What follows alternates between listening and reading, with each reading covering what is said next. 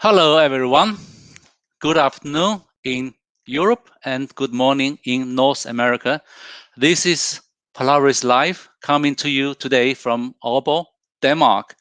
I am Xing, Professor of China and International Relations at Aalborg University, Denmark. I am the host today for the discussion of the new report, the Telegram, a China Agenda for President Biden, published by the Foreign Policy Association of New York in United States. It is my pleasure to introduce the author of this report, Sarwar Kashmeri. Sarwar is an international relations specialist, author, and commentator, well known for his expertise on US global strategy and national security. He speaks very often before business, foreign policy, and military audiences. He is the founder of PolarisLive, this platform, and this is the video podcast series of 30 minutes live conversations on the issues and the geopolitical impact of China's rapid rise to superpower status. Sarwar has written 3 books. The last one, China's Grand Strategy, Weaving a New Silk Road to Global Primacy, was published in July 2019. It is a centennial book of the Foreign Policy Association. For the report, which I'm going to discuss with him, the Telegram, Sarwar invited experts from Asia, Middle East, the European Union, the United States to discuss and recommend a fresh approach to reverse the deterioration of the US-China relationship, perhaps the most consequential foreign policy issue of our time. You may download the report immediately from kashmeri.com and from fpa.org. You may also ask questions by using the comment box on the screen.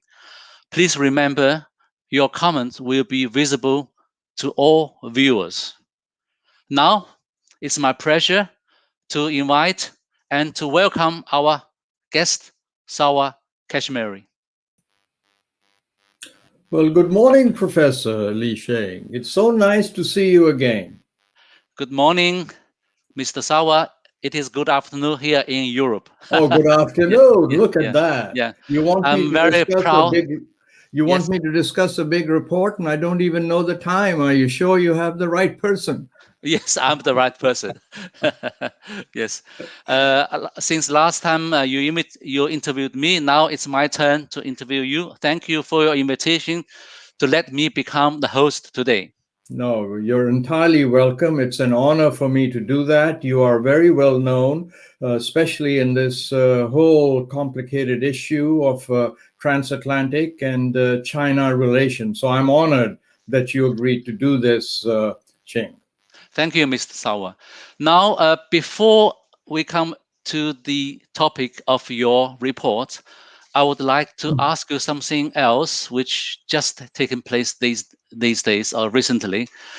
After your report was published, then we came across 2 issues. One is Afghanistan. The U.S. pulled out its army from Afghanistan, and now we witnessed the new small alliance between the UK, Australia, and the US. Both somehow trigger the angry from some of the European airlines. So I want to ask you, do you have any comment on these 2 events? Yes, I do. Yes, I do indeed. These are both significant events. Let me just take them in the order in which you have presented them. The first of all, the issue of the American withdrawal from Kabul, and I am actually very much in favor of the decision that President Biden took. As you know, this was a war that began 20 years ago. And what most people may not realize is that the initial attack by the United States, Sheng, was actually very successful. It wiped out the Taliban, put them on the run, and the entire operation cost about $400 million. And from there, 20 years later, after spending trillions of dollars, we come to the States. So it was time to do it. There was no easy way to do it. I think, like most Americans, I wish that the execution would have been smoother. But other than that, I'm totally in support of what President Biden did. I will say that there is an issue about the Europe that impacts the European Union and NATO, right? Because everyone seems to have been caught off guard. Yes. I am sympathetic to that. But I also like to remember that President Trump actually in October, November of last year had signed an agreement with the Taliban that by the end of May, the United States would withdraw. So it's a complicated issue, but basically I think I'm in charge with it. On the more recent issue of submarines, now here I will ask for your forgiveness and the forgiveness of our viewers, Xing, because I used to be, I had my own business for many years in New York. And part of business is cutthroat selling. Okay. And so I divide this issue, rightly or wrongly, in my opinion, into two parts. One is the business part.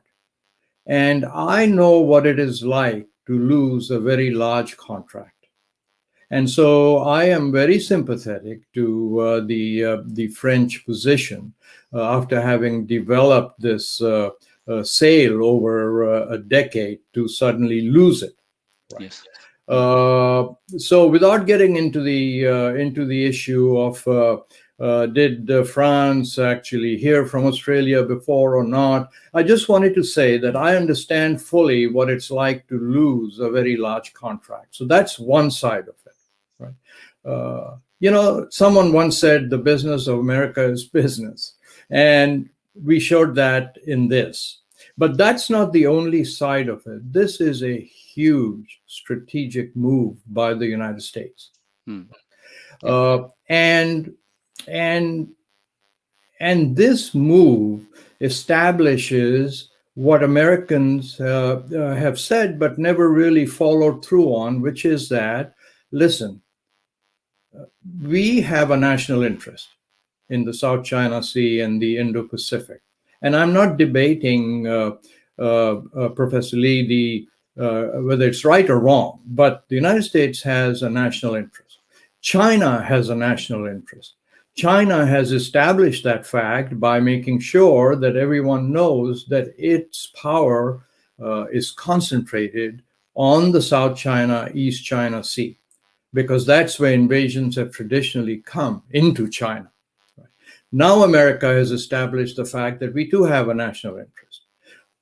What I want to point out, and this is a view that I've developed in the last 2 days, is that the submarines that are going to be supplied, the nuclear submarines, will not go there between 8 and 12 years.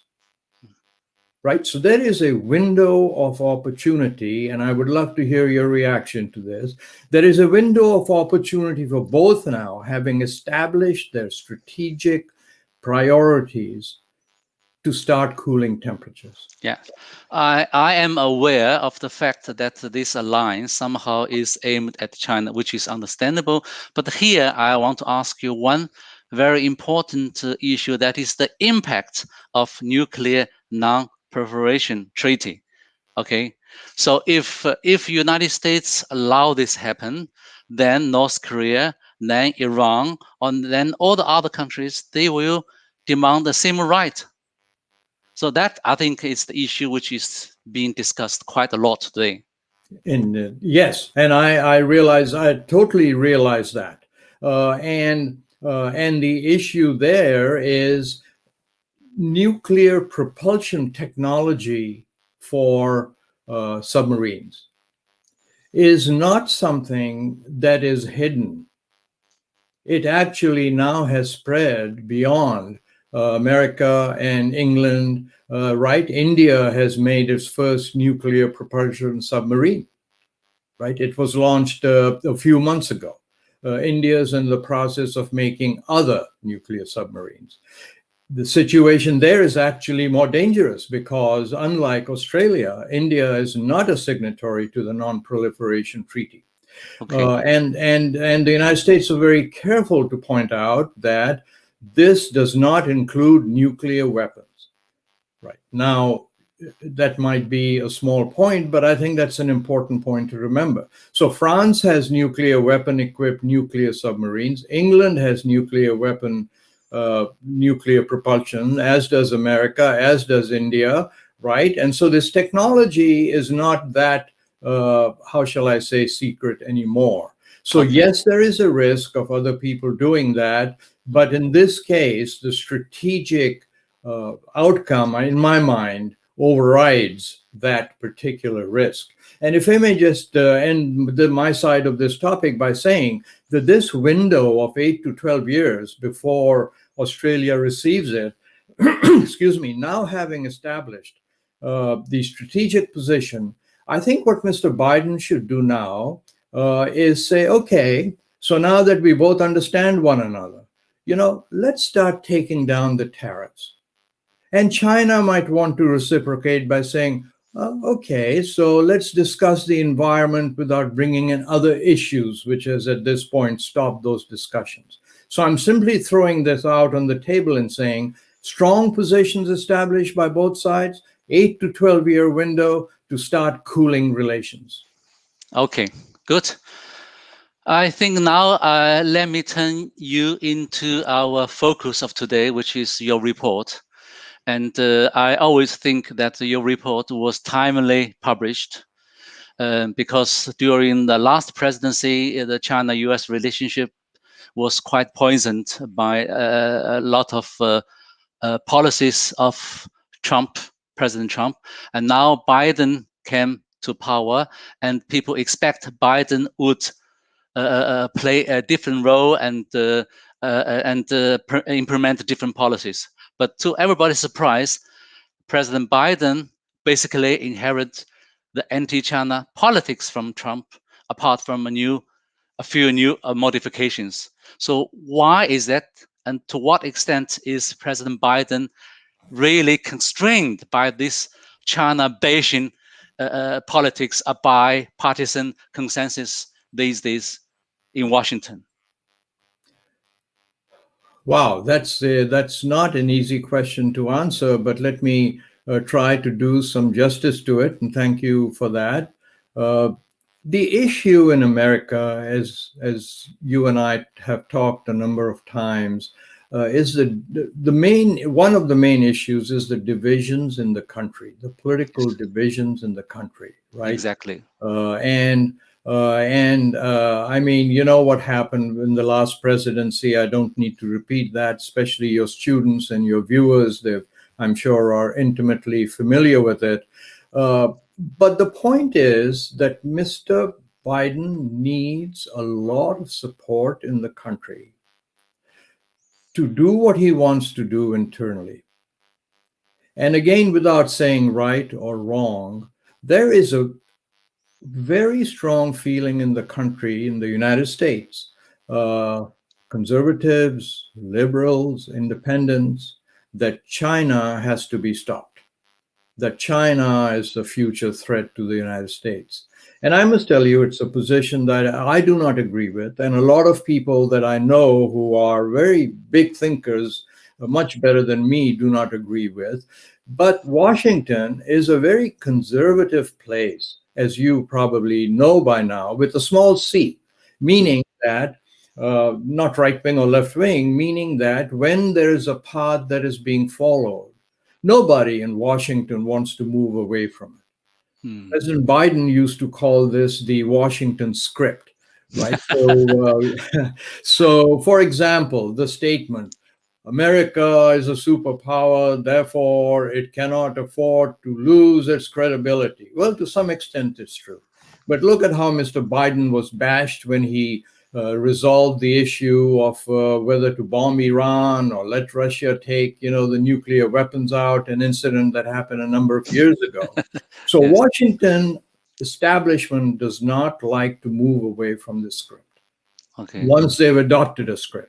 Okay. And if you agree with me that that perhaps the most important issues now facing America are the economic condition of the lower 50%, of the infrastructure and so on, then Mr. Biden needs all the help that he can get from the American population, right, left, center, to support his brave initiatives. And I I really agree. think that's where Xing, he's coming from, and and I think it's important to understand that. I think so. I fully agree with your analysis, especially on the task which Biden should actually embark immediately.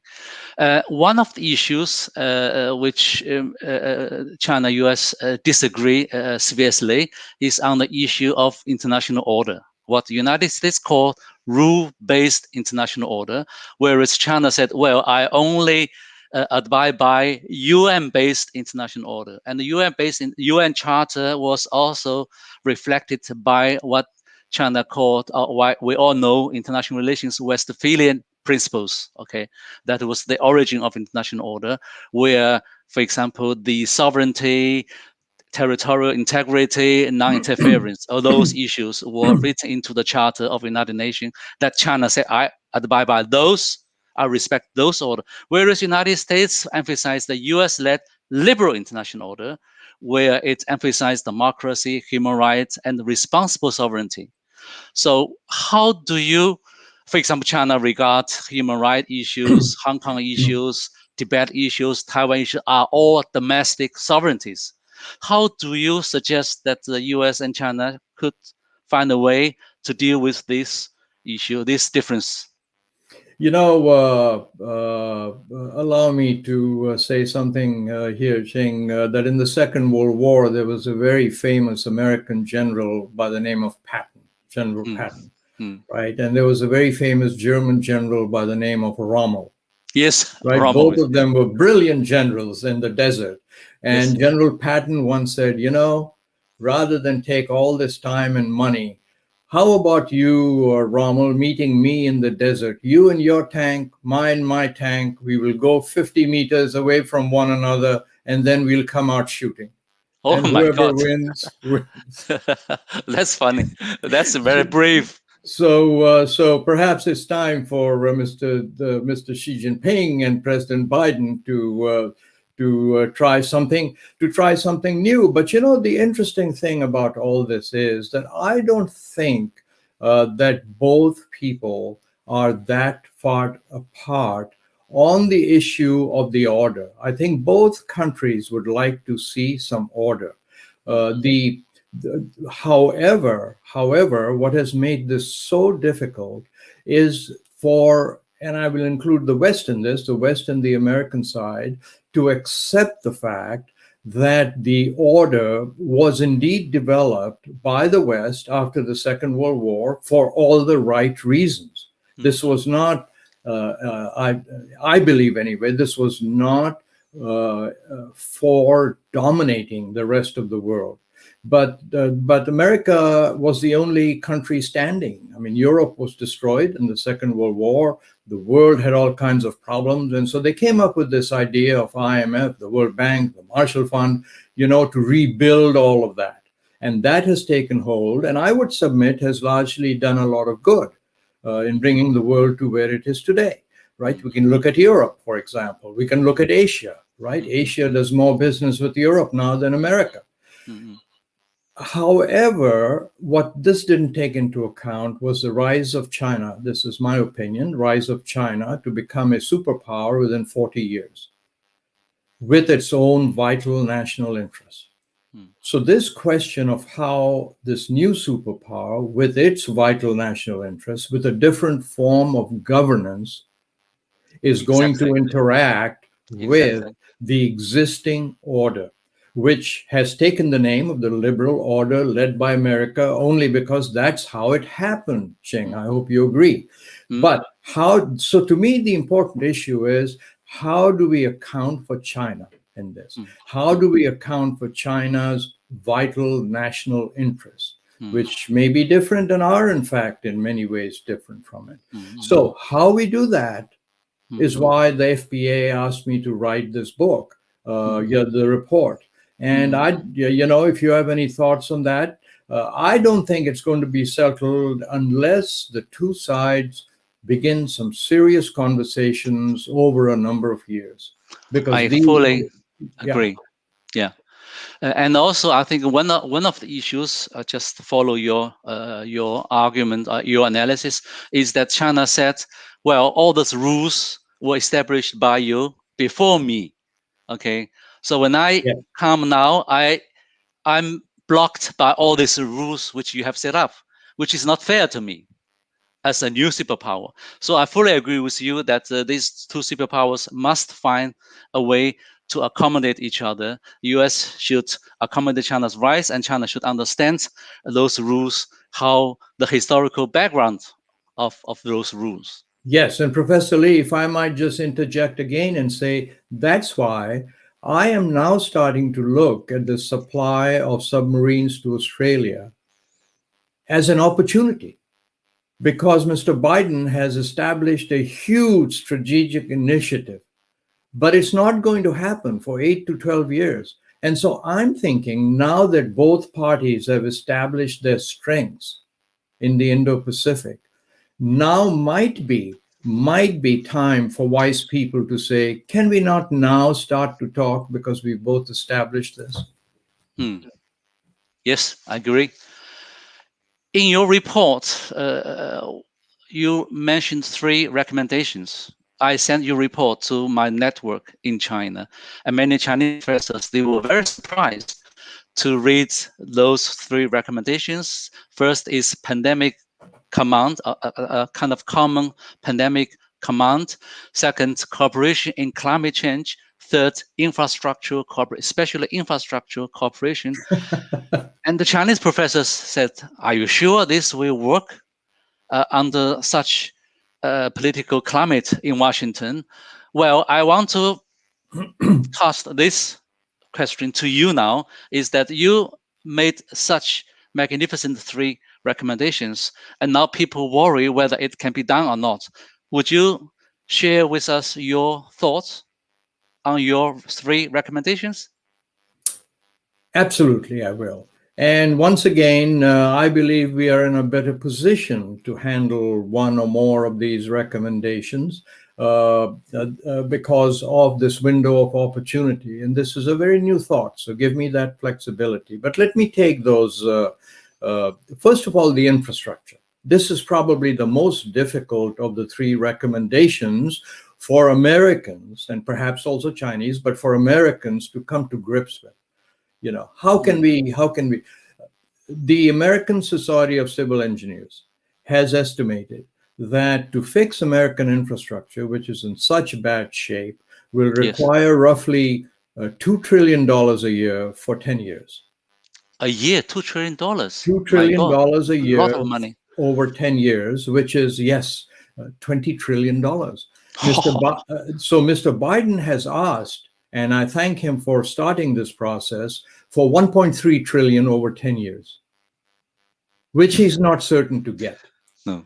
Now, on the other hand, you have Wall Street that's raised a lot of funds, infrastructure funds, that haven't gone anywhere, right? And China, everyone knows the technology, more high-speed rail than the rest of the world put together. So is there a way to combine American workers, Wall Street money, Chinese technology, and so on, to fix this infrastructure in 10 years? Because America will lose productivity, will lose initiatives. That's where I come from on this whole situation. On the issue of vaccinations, the Secretary General of the UN just 2 days ago in an interview said, this is an area that only China and America can help the world fix. The alternative is for us to live with this for years and years and years, which will cost world economy, will cost economy of every citizen of the world. So that's where I was coming from. And the UN has established this COVAX organization, international organization, to buy and give inoculations to poorer countries. So that's where that comes from. And so all of these, are initiatives that are very, very difficult to do, but that's what we really need. And so that's my thought on it. Yeah. I think it's a very brave recommendations actually during a difficult time. I know. So yeah. Well, look at what President Nixon did. Do you remember? I mean, think about how horribly China was thought of in this country. And a conservative Republican president all of a sudden shows up on the street of Beijing. Yes. Right? Yes. And look at what has happened since that. He was really criticized by people who said he's given up democracy, all of those. I remember that. So why can't we do the same here? Yeah. Good. Another key problem between US and China, and I want you to make a comment, is the issue of Taiwan. And this issue is so dangerous that people all over the world warn US and China that both countries must tackle this problem very carefully. On the one side, the United States does not openly and officially recognize Taiwan as a sovereign state. But on the other hand, China feels the United States always play the Taiwan card to make all kind of troubles to mainland China.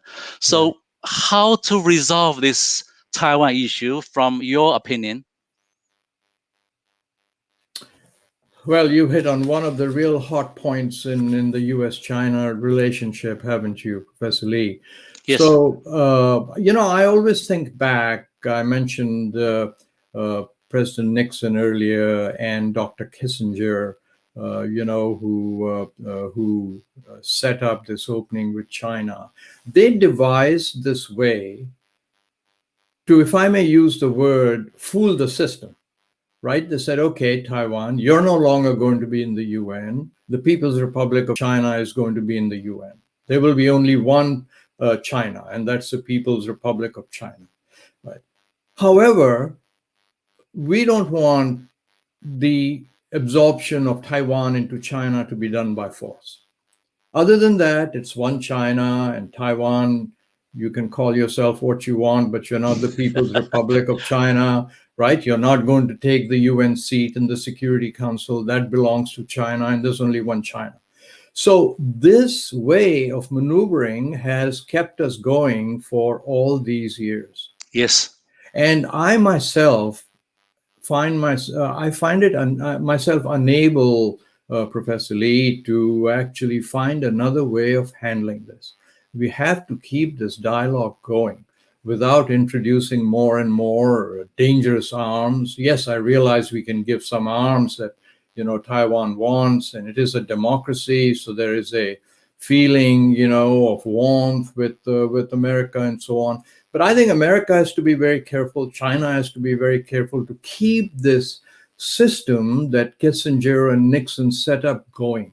As crazy as it is, it's brought us, 20, 30 years without a war. So I don't think America should color this. I don't think China should do it, so that's where I come out. It's not an easy one to answer, but no, it's very difficult. But I think there is a kind of mechanism or dynamism in which that's the pro-democracy and the pro-independence forces from Taiwan and the China card or Taiwan card in US politics, and China's own ambition to unite, to finally reach the national unification. All the three dynamics are coming into a point which I regard it as very dangerous. But eventually, I do too. And if I might just say one more thing, that is that I think if Taiwan ever heads for independence, or if the United States openly avows that and brings in the type of weaponry that would be hugely, hugely dangerous for China, then I really think that China will seriously think of invading Taiwan. So I think we have to be very careful, and you're very wise in this conclusion that it's a huge, dangerous hotspot. Yeah. Okay, but then in connection with this question again, then I want to ask you this issue about Suicidal's trap, which Harvard professor Graham Ellickson's book about suicidal trap, which he means that the existing power and the emerging power, and somehow they can't get along with each other, and war will take place in one way or another. And I want to hear because this suicide trap has been mentioned by journalists, by newspapers, magazines, academics, and also by Professor Erickson. And do you agree with him? Or he does not mean that they will be, but he said there is a danger towards that direction. What is your thoughts? I am a big fan of Professor Ellison. He has consistently analyzed issues and made them understandable for everybody. But in this respect, I'm not in full agreement with him. I do not believe that it's something that will naturally follow. I don't agree that the Peloponnesian war in Sparta is a good example to use today in the 21st century. Just think about it, that what countries did then was invisible to another country that may be across a mountain range from them. There were no satellites, there was no intelligence, there was no computers, there was no communications, there was no knowledge of what the other person was doing. In this case, and that's why the Xi Jinping-Biden relationship is so important, is that there is all these new technologies. So I believe that throws a whole different dimension that was not taken into account in this particular analogy. I know I'm in the very small minority on offering this opinion, but that's my opinion. I don't think you are in the minority. I think I share with your analysis too. I do not believe there is danger that now people are watching what is happening recently, and they say that China and the US are moving into that direction. So many people become worried, and somehow you look much more optimistic. Well, I wouldn't say optimistic, but a little more sanguine, shall I say? Because look, Xing, let's assume that the two countries go to war, right? Both have enough nuclear weapons to destroy the world. So then we don't have anything to worry about anyway. We're all gone, up in the sky and the stars or wherever people go. So given that, I do not believe Xi Jinping, Biden, Macron, anybody is going to go start a war. That doesn't mean there won't be a tussle, it won't be hard times. But that's another reason why the FPA wanted me to write this report, why I continue to think that there are ways in which the two can come together. And I'd love for you to discuss it with your students and let me know. But I'm looking at this submarine, this strategic positioning by Mr. Biden as an opportunity, a window of 8 years, which we didn't have last week, but we do now. It's a very new thought for me, so I haven't fully explored it. Okay. My last question to you, which deals with the title of your report, and it's very interesting. I was very attracted by your title called The Telegram, because it obviously has the analogy with George Kennan's The Long Telegraph, during the Cold War. Okay. So you somehow use this analogy to mean something.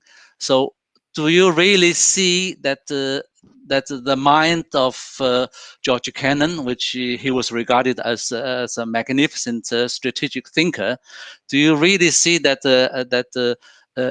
George Kennan's analysis or his understanding play also a role or shed also light in today's Sino-US relations? Well, thank you for asking that question, and I hope George Kennan, wherever in heaven he is, will forgive me for using his brilliant report, the title, a variation of it. I do believe so, because the central point of George Kennan was that don't go to war with the Soviet Union.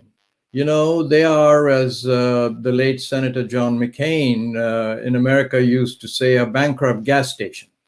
And they haven't changed very much. And I respect Russia a great deal, but that happens to be the so do not go to war with the Soviet Union. Well, here, as long as we understand that China is as big as America, eyeball to eyeball, you know, we are not going to contain China. We're not going to, blow hard and they will back off. It's not going to happen. So, Okay. given that, you know, it behooves us to continue talking, to continue finding ways, large projects to work together. That's where this came from. And yes, it's a tribute to George Kennan, who was one of our most brilliant diplomats. I fully agree with you. But I think that we are now run out of time. So thank you, Mr. Sarwar Kashmeri, for sharing your thoughts with us. Thank you very much. Well, you're so kind, and it was a pleasure to be with you. And I think I'm just going to turn over the hosting of this program to you from now on. Thank you. So let me see if I can find my. So thank you again. And please let me know if there are questions of your students. They are welcome to send me emails or to you, and I'll be happy to answer them. Yes, I have sent this link to my